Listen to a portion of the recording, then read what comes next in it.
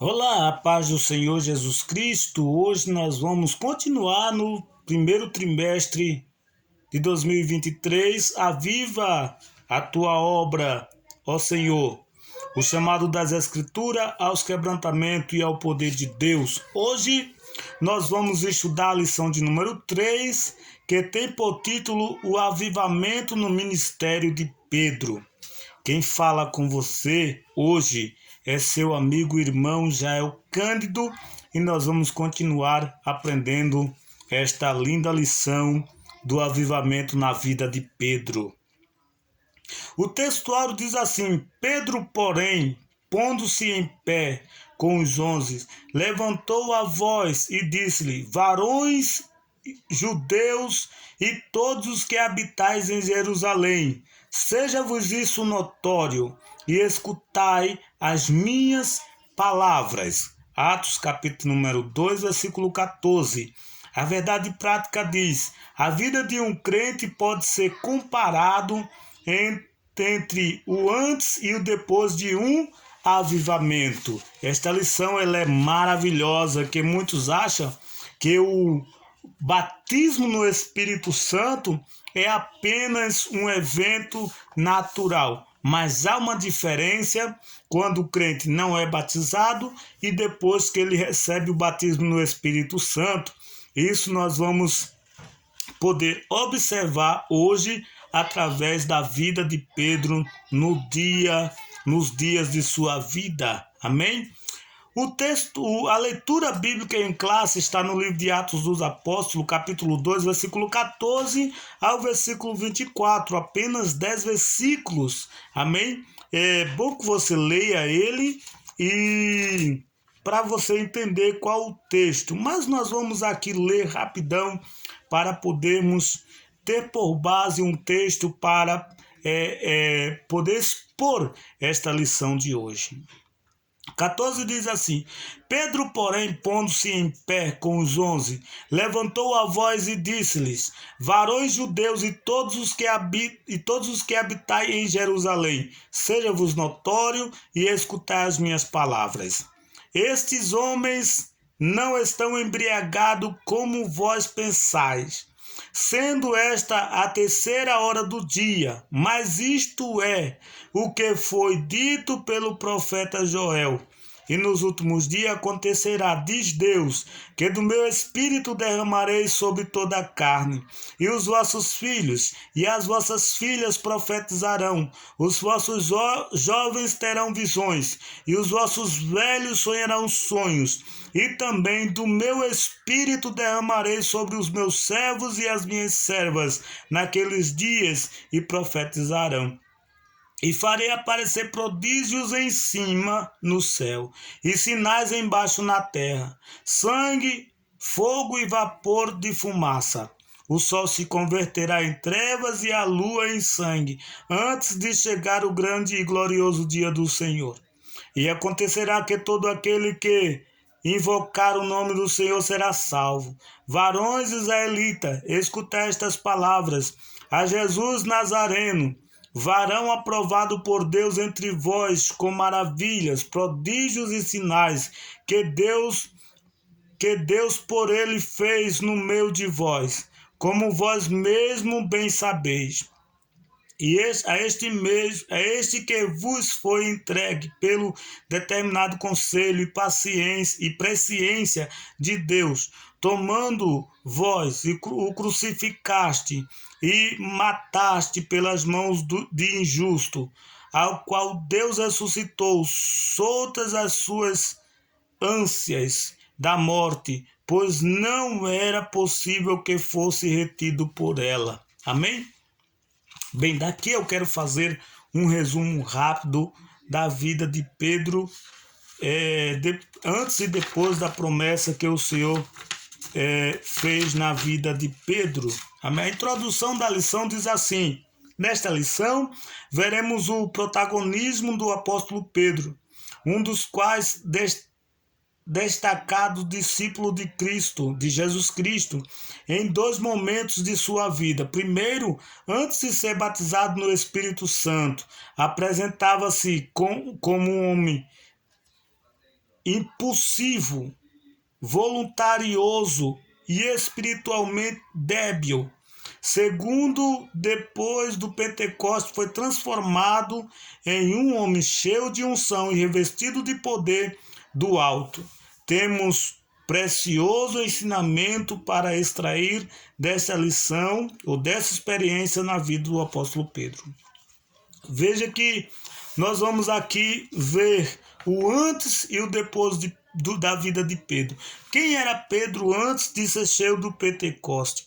Né? Pedro era um homem impulsivo, era um homem sanguinário. Pedro era um homem sem tempero, um homem que ninguém poderia tocar nele, né? Ela era voluntarioso e em espiritualidade ele não tinha nada, mesmo andando com Jesus. Pedro antes do Pentecoste, vamos lá. As duas atitudes de Pedro. Certo dia Jesus perguntou aos discípulos a respeito de como as pessoas identificavam. A resposta foram diversas. Uns entendiam que Jesus era João Batista, outros Elias, outros Jeremias, e um dos profetas a pedir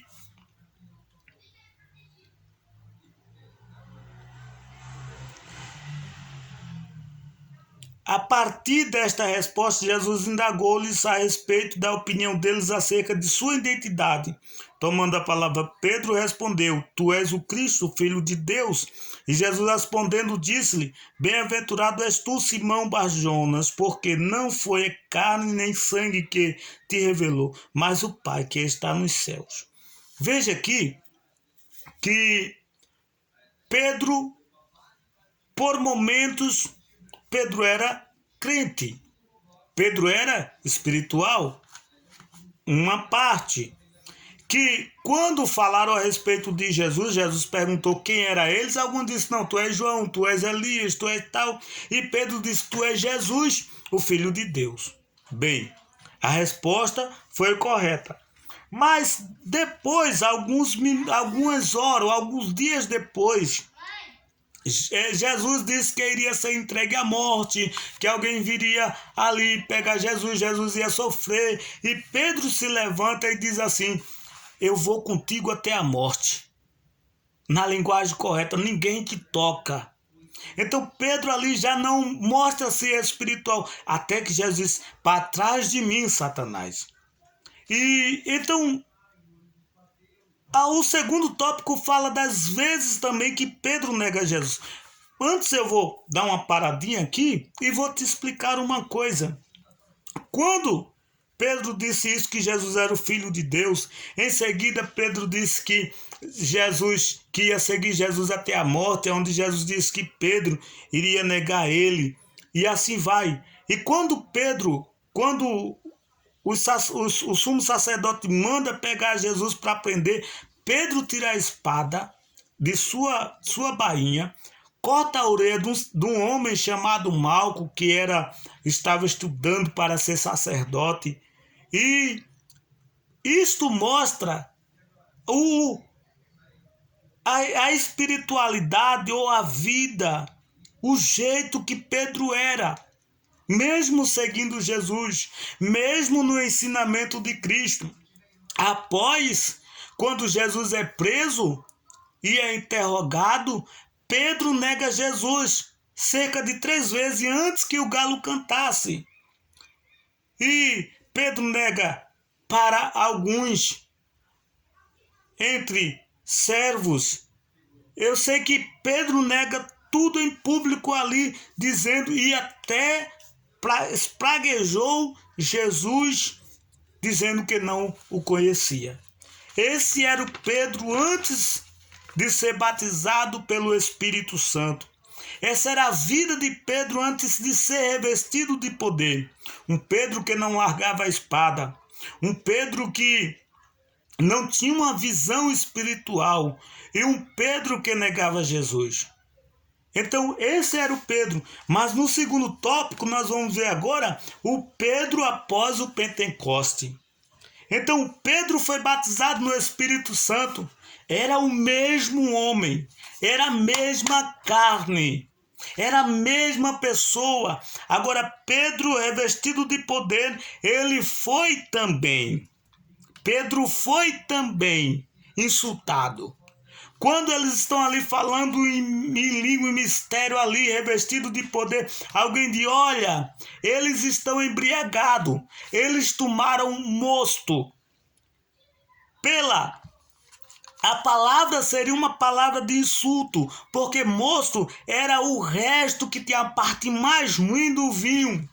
Era coisa de pobre, seria a cachaça nos dias de hoje. Seria a parte mais ruim que só o pobre conhece. E eles logo apontaram para isso. Como eles eram de classe mais baixa, disseram, não, é mosto. Porque o melhor do vinho era para os ricos. E os mostos era para os pobres. Então, se alguém dissesse dessa forma para Pedro, antes dele ser revestido de poder, ele puxava, ele desembaiava aquela espada também para tomar as suas decisões. Aí Pedro vem já com um coração diferente e diz, nós não estamos embriagados. Por quê? Porque é cedo do dia. Nós estamos revestidos de poder. Nós está acontecendo conosco que foi profetizado pelo profeta Joel. Aí sai explicando, sabe? No livro do profeta Joel está escrito que nos últimos dias o Senhor derramaria da sua carne, do seu poder, melhor dizer, perdão. Então, isto o povo entendia. Aí começaram ali a prestar atenção no que Pedro falava, que Pedro ganhou ali mais de 3.000 almas para Jesus através daquela explicação. Isto depois de ser batizado. Primeiro foi acusado de estar bêbado. Ele foi acusado. Segundo, insultado, dizendo que era bebida barata e ruim. Mas Pedro vai com mansidão anunciar a palavra de Deus e ganha almas para o reino de Deus. Isso nos traz uma lição. Isso nos mostra uma lição em que, mesmo insultado, a gente pode pregar a palavra de Deus e almas podem ser salvas para o reino de Deus. Amém?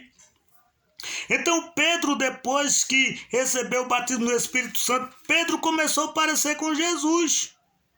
Pedro cura um coxo, o coxo que estava à porta do templo. Então Pedro vai passando ali